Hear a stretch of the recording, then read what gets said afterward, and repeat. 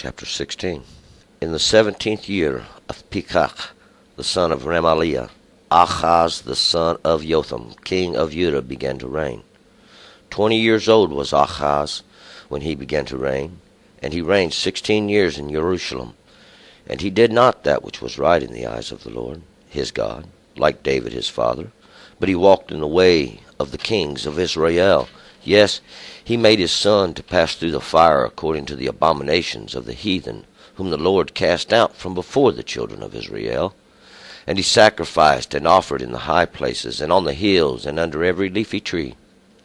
Then Rezin, king of Aram, and Pekach, son of Remaliah, king of Israel, came up to Jerusalem to war, and they besieged Ahaz, but could not overcome him. At that time Rezin, king of Aram, recovered Elath to Aram, and drove the Jews from Elath, and the Edomites came to Elath, and dwelt there unto this day.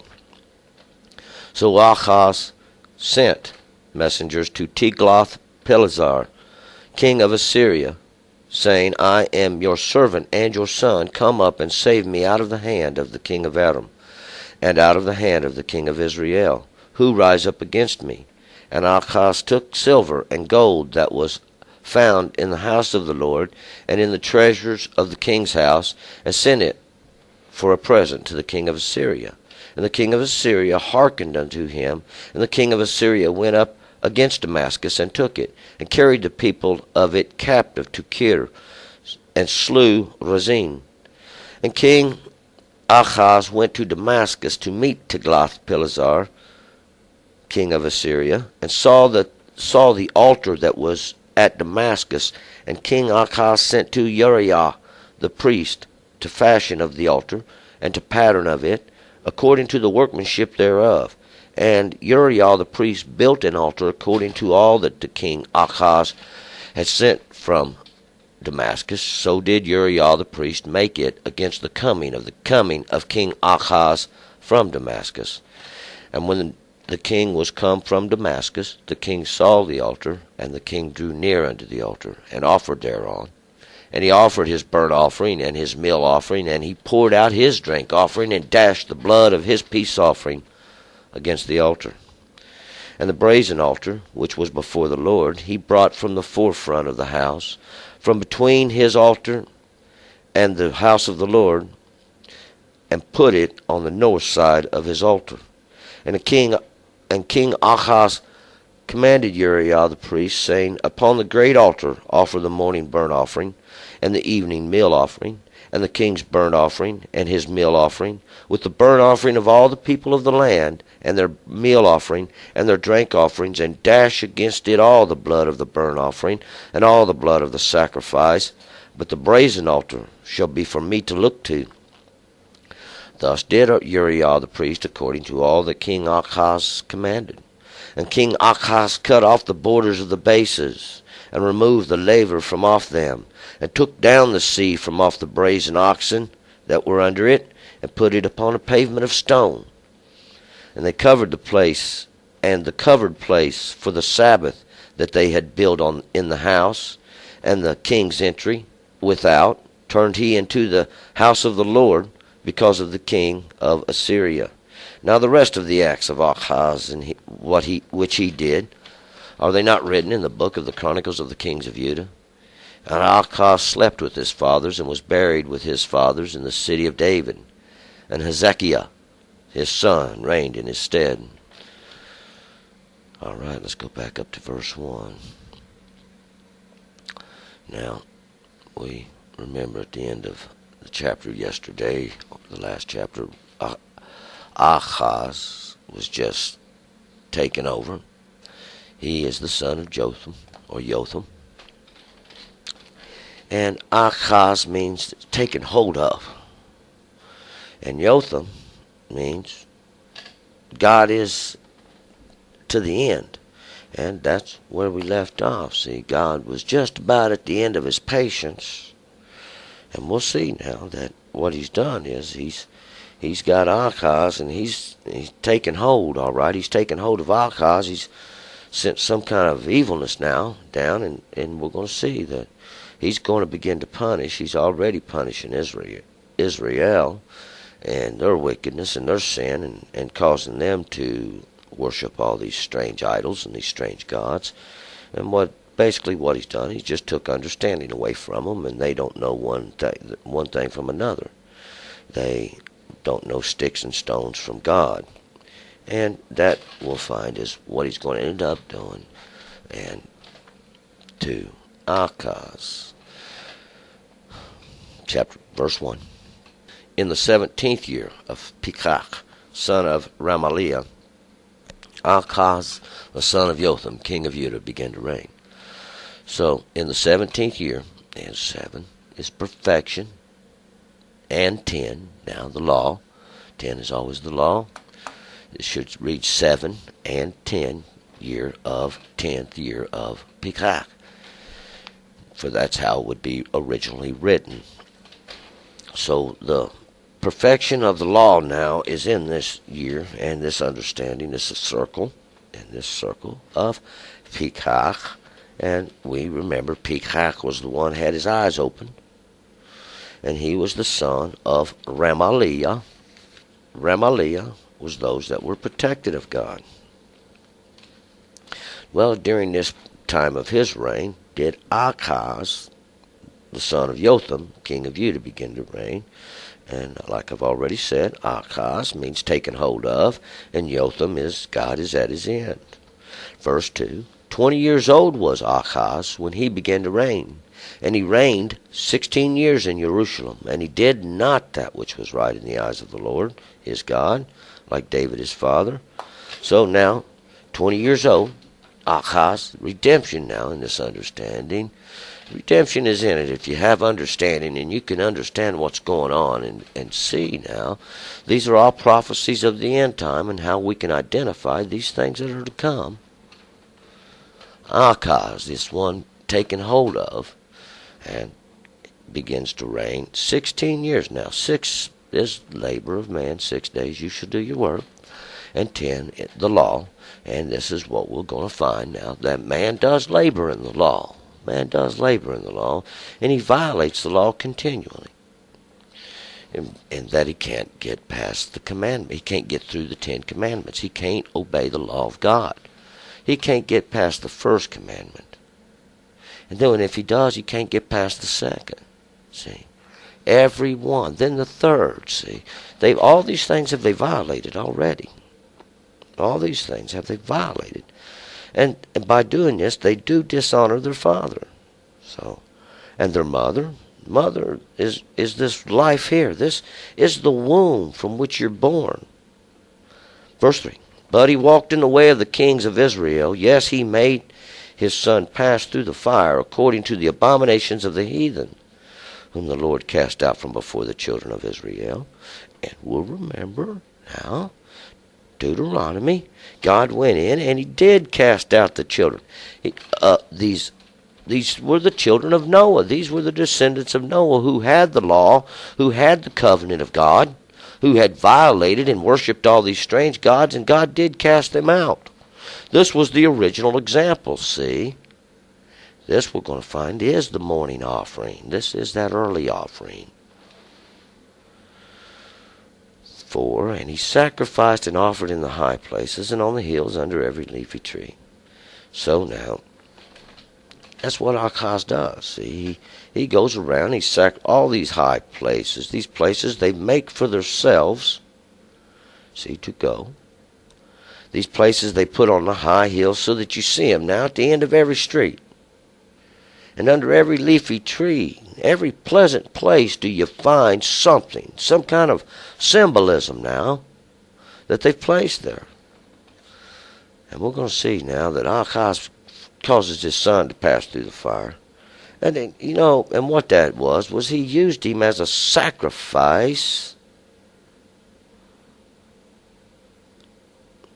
He used him as a sacrifice. Now, what kind of sacrifice did he use him as in causing him to pass through the fire? Because this is an abomination unto God.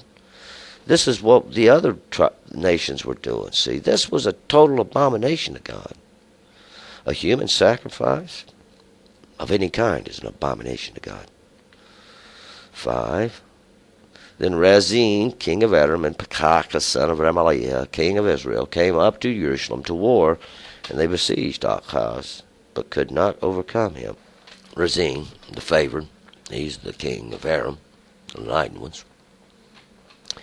He comes up to Jerusalem, and he's got Pekah with him. And they're going to try to take over Jerusalem, and this is the place of the peaceful teachings.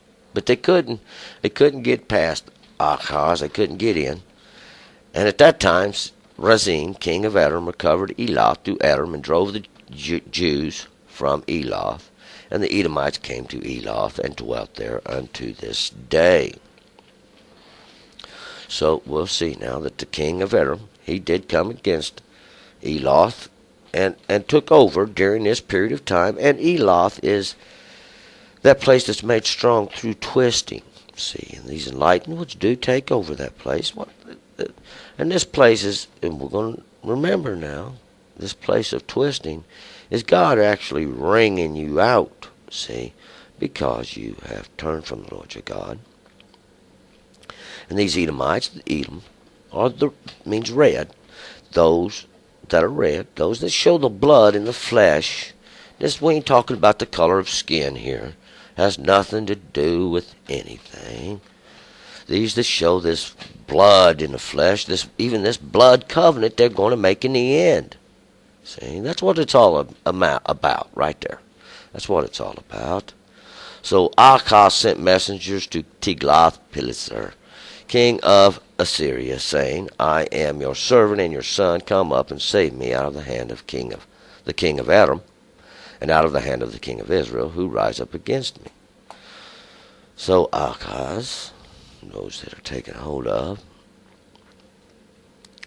calls to the king of Assyria. This is over the Asherah now, and Tiglath-Pileser is a name of comes from a foreign country, but basically means will uncover this agreement. And this agreement we're talking about is right here. See, he's called now the king of Assyria. This one of this progressive, this Asher, this step, this false altar now they've made there is what it represents. That step, that little altar there they've got. He calls to him, says, I'm your son, I'm your servant, I'm your master, I'm under you every way I can be. Come and help me now, because these two kings are coming up against me. And Achaz took the silver and the gold that was found in the house of the Lord and the treasures of the king's house, and sent it for a present to the king of Assyria. So now all the silver and all the gold in the house of God, we see that he holds no special regards now for the house of the Lord. He's taken all the silver and gold, and these have great symbolism to God. This gold, which does belong to God, and this silver, that which he's had to cause to pass through the fire. Now these are all the treasuries of God. And Achaz is going to take them, and he gives them over to the king of Assyria. 9, and the king of Assyria listened unto him. And the king of Assyria went up against Damascus, and took it, and carried the people of it captive to Kir, and slew Rezin. So, a little bit of gold and silver there went a long way with the king of Assyria. He did just what Achaz wanted him to do, and he's gone up to Kir. Kir was this wall of holes, this wall that has holes in it, and what it is a wall that's not very well built. And you can basically just go up there and take your finger and scratch out the mortar in it, dig you a little hole through it. He takes all the people there captive, and he slays there Rezin, the favored one, and he takes over Damascus. And Damascus is that place where the sackcloth weaver does work silently. 10. And King Ahaz went to Damascus to meet Tiglath-Pileser, king of Assyria, and saw the altar that was at Damascus, And King Ahaz sent to Uriah the priest to fashion of the altar and the pattern of it, according to all the workmanship thereof. So now Ahaz, or Ahaz, has gone up to Damascus, this place where the sackcloth weaver's working, and to meet this king of Assyria. And he sees there this altar that's there in Damascus, and he must like it, because he sends to the priest Uriah, and Uriah, we remember Uriah. Uriah is the light of my fire. See, the light of the fire, and it is God. My light of the fire is God. See, and that's what it means. This light off the fire, this understanding now that comes from this fire. This fire we see burning there, as it does execute the judgment of God, this fire that comes from the law. And we see that the world is in the fire. Why? Because they violate the law. Therefore they do all go astray, and they're punished now in their sin, according to every man his sin. How has the Lord delivered you now? If you're in misery, and this is because you've turned from the Lord your God. Return now to the law and the commandments and the statutes that the Lord God laid out. But he sends this pattern of this altar that he sees. Now he's gone out lusting now for God has already got an altar, but they don't want to use it. See, maybe it ain't fancy enough. Maybe it ain't got no sparkles or nothing. Plebin. And Uriah the priest built an altar according to all that King Ahaz had sent from Damascus. So did Uriah the priest make it against the coming of King Ahaz from Damascus. So now Uriah the priest, he builds this altar just like Ahaz wanted, just like Ahaz wanted him to build. He builds it, and he does it, and he gets it done now before Ahaz can get back from Damascus. That way when he gets back, he's got his altar there. 12. And when the king was come from Damascus, the king saw the altar, and the king drew near unto the altar and offered thereon. So he could have done that to God's altar, see, and God would have prospered him and blessed him, but he didn't. He chose now to make his own altar, to make his own alternative altar, and this is this is an example. God's using all this, see, as an example, so you can understand. You can't do this. Say, 13. And he offered his burnt offering and his meal offering, and he poured his drink offering, and he dashed the blood of his peace offering against the altar. So we see now that the king, he's gone up and he's making offerings, but he's not a Levite. He ain't allowed to make an offering on the altar of God. Nobody ever gave the king permission to make offerings. He did this, and we remember when Saul first did it, Samuel went off. What have you done? Nobody said you could make offerings. Nobody said you could do that. But he did it, and he offers his burnt offering. And what's this burnt offering? This is the silver. Yeah, this is the silver. This is that which God caused to pass through the fire. Remember the first generation of Israel? Brought them up to the promised land. He said, go in and inherit the land. They didn't listen to God. Seen the giants, they didn't think they could do it. God said, that was the last time God reached his end. See, he said 10 times now, take your turn. Sent them back now, and they returned back to the wilderness 40 years. That period of probation. See, why? This was the silver. This was the original offering God made, so you could have understanding. And this meal offering is this one of the end times. See, God's going to do it again. Twice now, witness these things, and twice now this understanding. And he poured out his drink offering. See, what's this drink offering? This drink offering represents that which he drank from, the understanding that he has. See, he pours it out upon this altar, and that's because that's what that altar is going to represent. And he dashed the blood of his peace offerings now against the altar.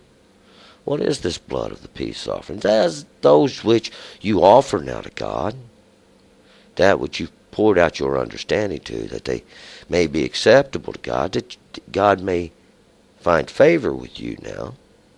But he had no business doing any of this. He is not a priest. He can't do these things. 14. And the brazen altar, which was before the Lord, he brought from the forefront of the house, from between his altar and the house of the Lord, and put it on the north side of his altar. So now this brazen altar, because this brazen altar represents this cold darkness that they're trapped in anyway, having no understanding of God. God never wanted these sacrifices anyway. He wanted understanding. And all these things had understanding to God, and every one of them represented something to God that he was trying to teach. But they had no understanding. Why? There was sent a contender now into the house of Eli to see this contender, and he's managed to mess everything up. But this altar, the brazen altar which God had made, they put it on the north side, and what the north represents is this place of shadows. This place of shadows, this cold place, this north, where the sun doesn't reach, the light doesn't hardly go in, see? These are the shadows, and the shadows always point towards it. 15. And King Ahaz commanded Uriah the priest, saying, Upon the great altar offer the morning burnt offering, and the evening meal offering, and the king's burnt offering, and his meal offering, and his burnt offering, of all the people of the land, and their meal offering, and their drink offerings, and dash against it all the blood of the burnt offering, and all the blood of the sacrifice. But the brazen altar shall be for me to look to. So Ahaz now, we see, he's digging a hole. He's going deeper and deeper into this pit. That's because that's what he's doing. He's digging a pit. He's digging a pit for himself. Now he's told Uriah, and Uriah is this one who represents this light off the fire. See, this light of the fire of Yah. Because that's what God's doing. He's causing Uriah to be the fire that's going to burn. He tells him now, he calls his altar the great altar now. See, that's the great altar now. The other one's the little altar, the little lesser altar that he shoved up in the corner over there. He tells him, you offer now the morning burnt offering, and this morning represents when the sun first come up, when God first began to reveal himself unto the world. This one he caused to pass through the fire, even this silver, this even meal offering. Evening now, it's coming now to the end of the day. The day's almost over. And this meal offering, that's what it represents. It's almost over, and this is the final offering. This is the meal offering, even that from the last harvest. And the king's burnt offering, yeah, because this is that what the king represents, the silver that he's going to cause to pass through the fire. And his meal offering, even his meal offering, his last harvest, and with his burnt offering, and this is that which he's going to cause to pass through the fire, even all the people of the land, and their meal offering. The same thing again. Their harvest, their last harvest, will be the offering, and their drink offerings. Even this drink offering, this which they partake of, this knowledge, this understanding, which we're going to find out in the end times, wine that they've been made drunk off of, the teachings of men, and dash against it all the blood of the burnt offering, all the blood of the burnt offering. This blood represents that which the life is in. Dash it against it, all the blood. Now, not just sprinkle a little here, there, and there, but dash against it all the blood of it, because that's what's going to be done, and the blood of the sacrifice. But the brazen altar shall be for me to look to. He says, but don't make no more offerings now upon this altar, because it's just for me now to look to. So the king has exalted his altar now above that of God's, but he's made God's altar now for him to look to.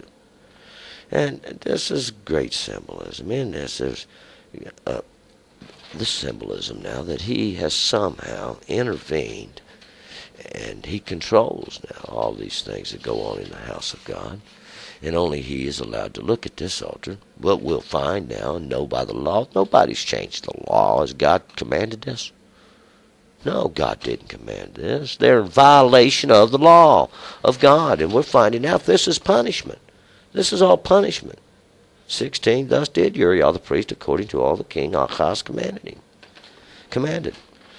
And so Uriah did what he was told. Because we find that God's just leading them on. They're all pretty well asleep and drunk anyway at this point. That God's just controlling them. God's causing their heart to do whatever he wants them to do. He's even doing it, just make an example for you. 17, and King Ahaz cut off the borders of the bases, and removed the laver from off them, took down the sea from off the brazen oxen that were under it, and put it upon a pavement of stone. Yeah.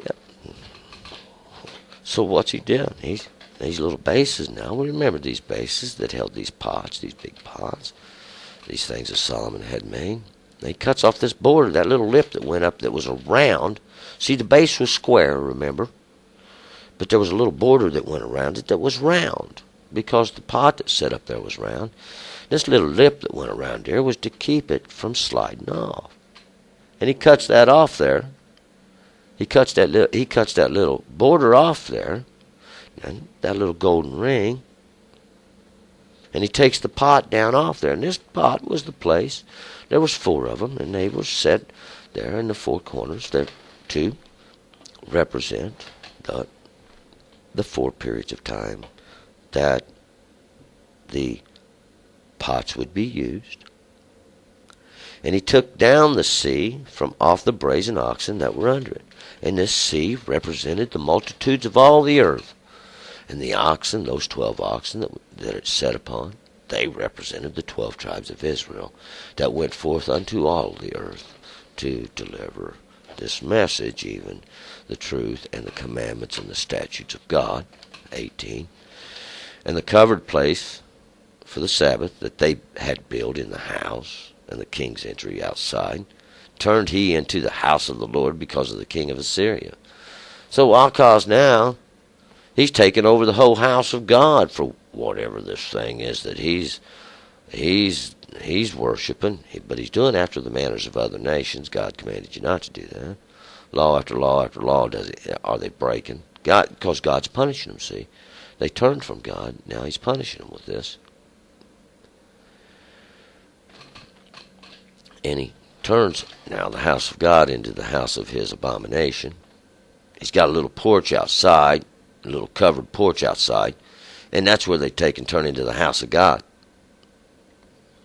19. Now the rest of the acts of Ahaz which he did, are they not written in the book of the Chronicles of the kings of Judah? Yes, they are, and we will find that further witness there. 20. And Ahaz slept with his fathers, and was buried with his fathers in the city of David. And Hezekiah, his son, reigned in his stead. So Ahaz is dead. He's finally died. This is the one God's taken hold of. We'll see God has taken over. And Hezekiah, or my strength is God, is going to take over and reign in his stead. We'll see now. Things are really getting pretty bad. God has this great sin. They're almost at the end of the rope, see. They're almost at the end of the rope. We're almost done with this whole thing, and we're going to wrap it up in the next few chapters by just with a few more generations, and we're going to see that great captivity is coming.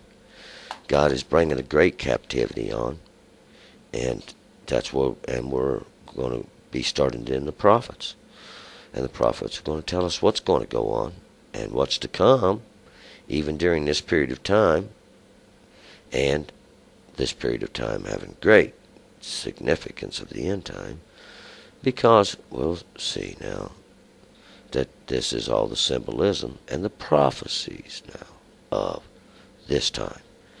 All right, we're going to move on to chapter 17.